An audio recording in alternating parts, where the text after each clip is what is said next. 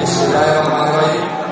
I officially open PTFS Expo Exhibition 2013 to broaden our understanding of our strengths, resources, and cultural diversity to move together for better world in the future.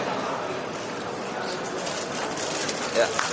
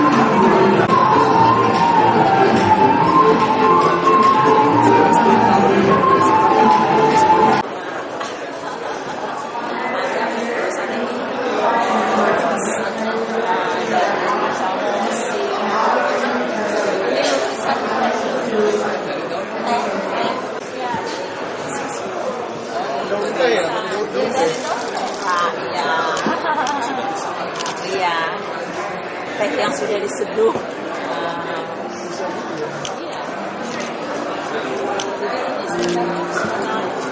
Saya baca Indonesia aja. Ya, boleh. Ya, oke. Ya. Oke. Ya. The questions is, You can speak up. so the questions is we want to know about the place in China. Yeah. So is it allowed in Indonesia actually? Ya, baru saja kemarin saya beserta mendampingi Bapak Menko Kesra datang ke Pekanbaru meninjau langsung contoh lokasi yang terbakar, dan memang ini ada sedikit anomali. Biasanya asap-asap yang terjadi bulan Agustus September ya, tetapi ini kok agak maju begitu ya, panas, mungkin karena memang ini ada panas yang sangat tinggi yang menjadikan mudah terbakar ya. Memang ini sedang kami selidiki ya, dalam arti apakah memang ini ada kesengajaan atau memang ada satu ya ketidaksengajaan ya, dalam arti karena apakah membuang puntung rokok yang sembarangan atau karena ada percikan api dari apa. Nah ini yang kita terus akan upayakan sedikit, tapi langkah pertama yang kita lakukan adalah bagaimana secepatnya memadamkan ya. Dan sekarang sudah melibatkan BNPB, Badan Nasional Penanggulangan Bencana ya. Tentu dalam koordinasi aparat TNI di Riau ya, di bawah koordinasi Danrem ya, poskonya sudah berjalan, dan hari ini sudah mulai mengerahkan berbagai macam peralatan yang dimungkinkan untuk secepatnya bisa memadamkan api tersebut ya. Karena memang sudah beberapa hari ini memang tidak ada hujan, tapi diharapkan mudah-mudahan dalam beberapa hari ini ada potensi, termasuk juga memanfaatkan teknologi hujan buatan. Sekarang pun kami sudah menyiapkan, BNPB pun sudah menyiapkan dananya untuk itu ya, bekerja sama juga dengan BPPT, dan dalam waktu dekat mudah-mudahan hujan buatan ini sudah bisa direalisasikan. Jadi itulah upaya-upaya maksimal yang sekarang kita fokus pada pemadaman lebih dahulu. Nah kemudian kalau ada kasus nanti memang ada kesengajaan pembakaran atau karena ada hal-hal lain yang melanggar aturan, tentu kami akan menindak setelah itu. Tindakannya seperti apa Pak? Ada yang bisa jadi karena sifatnya administratif, bisa jadi karena nyangkut nanti pelanggaran undang-undang, katakanlah undang-undang lingkungan yang bisa juga dipidanakan ya. Jadi tergantung nanti tingkat kesalahannya. Kita tentu nanti akan tegas begitu ya. According to other countries' plan, what's Singapura, Indonesian reaction? Ya saya kira kita kan Indonesia sendiri juga mengalami hal yang sama. Nah tentu saja ya pasti kami akan segera ya memadamkan ya, karena kami pun terganggu.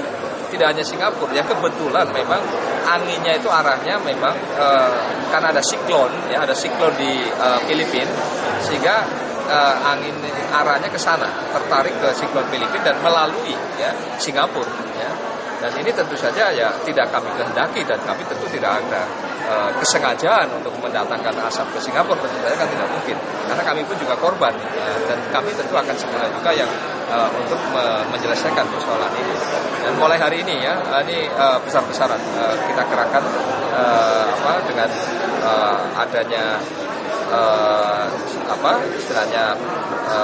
declare dari pemerintah Provinsi Riau tentang darurat asap ini ya, tentu saja ini menjadikan bisa BNPB bisa bergerak lebih leluasa ya, dan sekarang sudah mulai hari ini dengan kekuatannya tadi sekali lagi di bawah koordinasi Danrem ya, di sana kita harapkan mudah-mudahan dalam waktu dekat ini sudah bisa dipadamkan.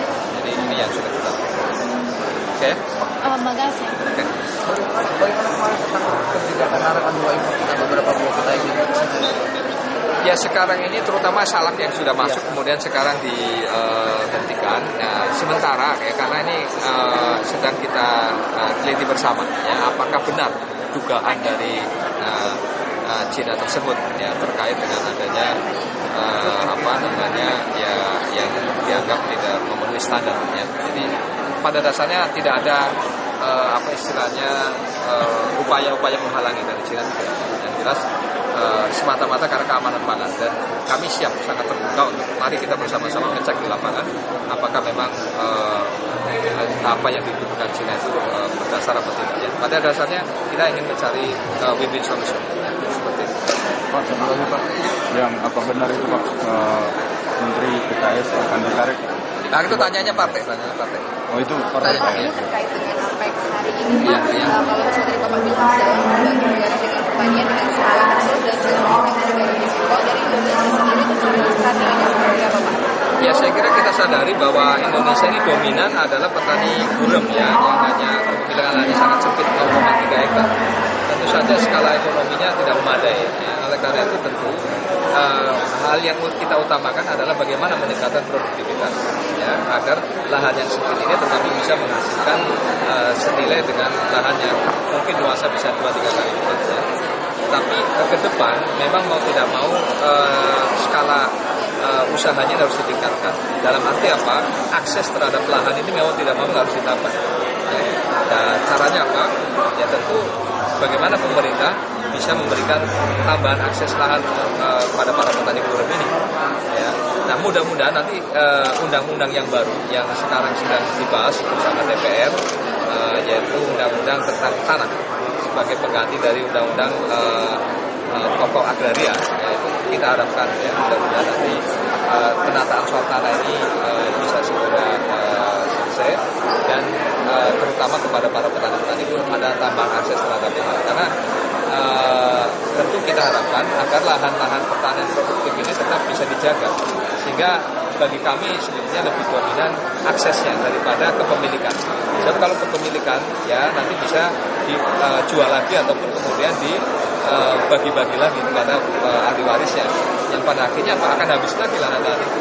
Tapi kalau akses mudah-mudahan akan tetap berlanjut. Pak, terkait dengan masalah APEC dan juga dengan masalah pertanian Pak, kalau misalnya kerjasama yang saat ini sudah dilakukan dengan negara anggota APEC yang terbaru itu apa? Ya yang jelas terutama dari sisi research ya kita saling antar negara itu memperkuat ya kerjasama di research. Ya. Yang kedua adalah bagaimana juga mengamankan pangan food security di negaranya masing-masing. Jadi kami antar negara itu saling memberikan dukungan. Ya. Nah ke depan kita harapkan mudah-mudahan ya sebagaimana yang sudah dilakukan ASEAN Plus 3 yaitu adanya cadangan pangan untuk kondisi darurat ya seperti after ya di ASEAN Plus 3 rice reserve ya ASEAN Plus 3 rice reserve ya. Jadi ada cadangan pangan yang masing-masing negara itu punya kontribusi. Nah, ke depan saya kira kalau memang dimungkinkan saya kira bisa saja model seperti after ini bisa dilakukan untuk di tingkat efeknya. Tapi yang jelas kita memang lebih fokus ya pada bagaimana memperkuat ketahanan pangan masing-masing negara. Artinya supaya masing-masing negara itu bisa menghasilkan pangan dari negara sendiri. Ya. Kemudian kerjasama tadi di riset itu yang kedua. Pak, jika harga gabah Pak sampai naik bagaimana nih Pak? Nah, sementara kalau kita lihat sebetulnya harga gabah saat ini masih menguntungkan bagi petani, ya masih menguntungkan bagi petani dibandingkan dengan HPP yang sekarang ditentukan oleh pemerintah. Harga pasar ini rata-rata saat ini di atas HPP. Di atas HPP. Jadi artinya dari sisi ini petani sebetulnya mungkin tidak terlalu terdampak dengan kenaikan BBM, apalagi mereka para petani yang notabene adalah orang kategori miskin, mereka mendapatkan kompensasi ya apakah dalam bentuk bantuan langsung masyarakat sementara masyarakat atau mungkin dalam bentuk beasiswa untuk anak sekolah dan kemudian juga kita akan ada program-program seperti untuk pembenahan atau perbaikan irigasi yang nanti dilakukan dengan cara padat karya. Jadi ada lapangan kerja yang nanti akan terjadi. Jadi hal seperti ini, insya Allah para petani tidak akan terdampak dengan adanya. Semangke.